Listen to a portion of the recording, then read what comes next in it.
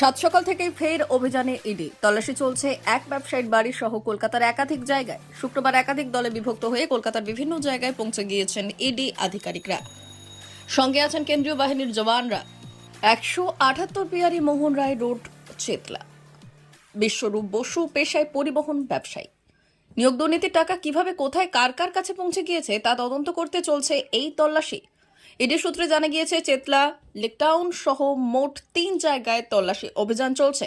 বিশ্বনাথ বাবু HRBC-তে কর্মরত, তিনি সেখানকার অস্থায়ী কর্মী বলে জানা গিয়েছে। সূত্রের খবর, শিক্ষক নিয়োগ দুর্নীতির মিডলম্যান প্রসন্ন ঘনিষ্ঠ এই ব্যবসায়ী।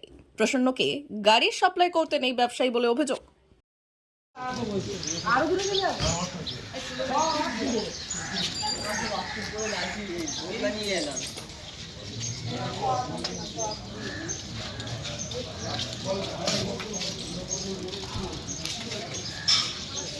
আমি কোয়াই